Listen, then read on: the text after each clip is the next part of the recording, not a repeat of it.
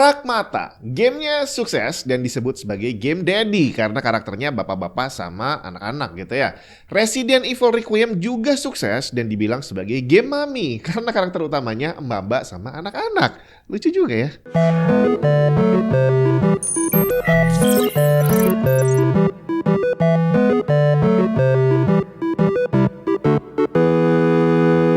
Dari dua game ini, saya langsung terkulik dan mencoba mengingat-ingat apakah ada game dengan tema parenting kayak gini. Soalnya kemarin maininnya asik banget loh. Nah, apakah sebenarnya tema parenting kayak gini itu memang pernah ada dan memang asik dimainin atau seperti apa? Soalnya kalau kita bicara Resident Evil aja, ternyata tema parenting ini bukanlah yang pertama. Kita mundur lagi ke zaman Resident Evil pertama kali rilis di PS1 tahun 1998. Saat itu saya udah mainin juga. Dan di Resident Evil 2 itu udah ada tema parenting. Masih ingat Sherry NPC Requiem yang cakep banget yang memandu Leon sampai akhir gitu ya.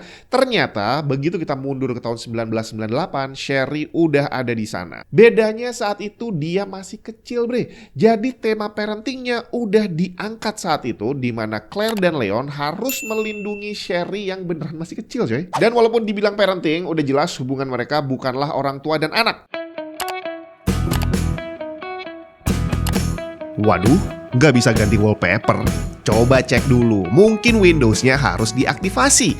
Pengen aktifasi Windows original dengan aman? Cek cdkeysales.com. Gunakan kode voucher TNT untuk dapat diskon tambahan. Bayarnya gampang bre, bisa pakai OVO atau GoPay. Setelah pembayaran, kamu akan dapat serial number yang bisa langsung digunakan untuk mengaktifasi Windows kamu. Kalau ada kendala, bisa langsung chat customer service di websitenya yang akan siap ngasih solusi.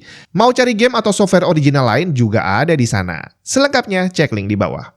Sekarang udah aktif, bisa nih pakai foto telanjang buat jadi wallpaper. Sherry adalah anak dari dua orang virologist Umbrella Corporation. Singkatnya, dia menjadi yatim piatu saat momen terjadinya Resident Evil 2. Dia diselamatkan oleh Claire dan Leon. Untuk selanjutnya, Sherry akan menjadi salah satu agent DSO sama seperti Leon. Pragmata juga sebenarnya bukan game parenting dalam arti bapak dan anak, karena Diana adalah android, bukan manusia. Tapi tetap aja perjalanan ceritanya adalah tentang Hugh yang melindungi Diana sambil pelan-pelan terbuka misteri tentang siapa mereka dan kenapa mereka harus tetap bareng. Dan nggak bisa dipungkiri, ngelihat ekspresi Diana dan bagaimana dia berinteraksi dengan sekitar, termasuk saat dia main-main di safe zone, emang lucu sih ya. Cuma berbeda dengan Resident Evil yang fokus ceritanya bukan tentang Sherry atau Emily, di game Pragmata, Diana adalah karakter utama. Dia ada di covernya bre. Jadi kalau sampai gamenya ngeboom dan banyak orang yang ngefans sama Diana, apakah karena gamernya adalah bapak-bapak yang sayang anak atau mas-mas yang creepy? Game lain yang langsung terlintas di kepala tanpa harus berpikir lama adalah God of War. Bukan seri awal di mana Kratos masih jadi warrior barbar, tapi di God of War seri PS4 yang dilanjutkan di God of War Ragnarok. Bedanya dengan Resident Evil, Kratos dan Atreus adalah benar-benar bapak dan anak, dan petualangan mereka sepanjang game adalah benar-benar proses parenting luar biasa ala Kratos. Adegan pembuka gamenya udah luar biasa. Kratos lagi nebang kayu bareng sama anaknya untuk dibawa pulang, yang ternyata adalah untuk mengkremasi jasad istri Kratos yang baru saja meninggal dunia. Dan petualangan bapak anak ini sebenarnya simpel. Membawa Abu mendiang ibu Atreus ini ke tempat tertinggi yang ada di sana karena udah janji bre. Tapi tentu saja perjalanannya nggak simpel. Penuh konflik luar biasa dan action luar biasa yang membuat game ini juga jadi sangat luar biasa. Berikutnya, apalagi kalau bukan The Last of Us. Kalau sampai ada vote untuk memilih daftar game terbaik sepanjang sejarah, udah pasti game ini bakal saya pilih tanpa pikir panjang. Opening game pertamanya luar biasa. Saya pikir cewek yang ada di covernya adalah anaknya Joel, tapi ternyata bukan. Dan hal ini diungkapkan dengan cara yang sangat menyakitkan. Hubungan parenting antara Joel dan Ellie juga bukan diawali dengan kasih sayang bapak anak, karena memang mereka nggak ada hubungan sama sekali. Awalnya malah tentang Joel yang trauma punya anak, harus dititipi anak yatim piatu yang sikapnya kasar. Tapi hubungan yang diawali keterpaksaan ini berubah menjadi ikatan bapak anak yang sangat luar biasa. Game selanjutnya yang ada di ingatan saya ternyata masih berhubungan dengan zombie. The Walking Dead Season 1. Ini game Telltale. Buat yang belum pernah main, ini gameplaynya bukan action di mana kita aktif gerakin karakter dan mukul atau nembak. Gamenya di sini lebih ke arah story macam visual novel, dan tugas kita hanya menentukan reaksi dari karakter utama yang tentu saja akan berpengaruh terhadap jalan ceritanya. Di season 1, karakter utamanya adalah Lee Everett dan seorang gadis kecil bernama Clementine.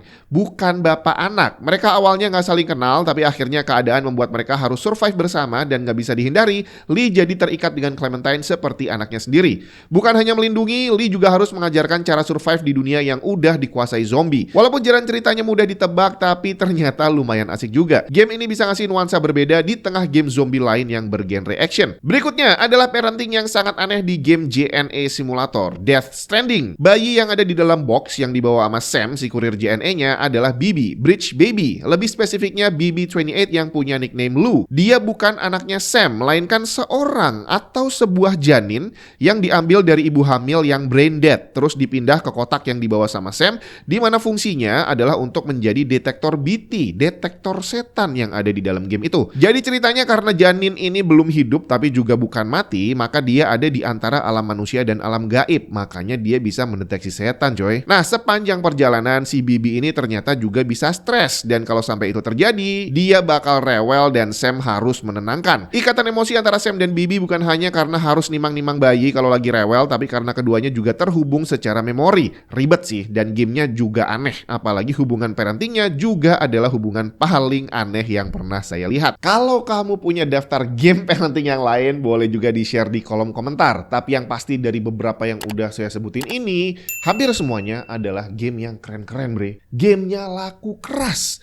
Apakah mereka bisa laku karena tema parentingnya? Dan kalau memang iya, kenapa bisa begitu? Ada sebuah konspirasi teori di Jepang tentang kenapa game parenting ini jadi laku. Atau jangan-jangan memang sengaja dibuat seperti itu. Masih ingat sama Shinzo Abe, mantan Perdana Menteri Jepang yang mati ditembak? Dia punya teori bernama Abenomics. Di tahun 2012, Jepang mengalami stagnasi panjang. Saat itu Pak Abe mengusulkan Abenomics yang tujuan utamanya adalah menghidupkan kembali ekonomi Jepang yang sedang loyo. Nah, salah satu yang dibahas sama Pak Abe adalah generasi muda Jepang yang malas punya anak. Soalnya kalau pengen maju harus ada generasi penerus. Akhirnya dibuatlah strategi untuk memancing orang bikin anak. Salah satunya lewat pop culture seperti game. Tapi tentu saja ini bukanlah teori yang sebenarnya. Hanya sekedar perkiraan atau mungkin bisa jadi malah cocok loginya orang-orang di sana kali ya. Masa iya sih gara-gara main game yang ada tema parentingnya kayak tadi, kita langsung terpancing untuk punya anak. Soalnya kalau saya sendiri sih suka mainin game-game tadi, tapi nggak juga langsung bikin saya pengen punya anak lagi gitu kan ya. Tapi di sini berarti ada teori lain lagi yang tadi udah sempet saya sebut. Kalau memang bukan parent, bukan bapak-bapak yang sayang anak gitu ya, yang suka mainin game kayak gini, kira-kira siapa? Jangan-jangan tadi mas-mas yang serem-serem yang memang suka ngelihat anak-anak kecil, coy.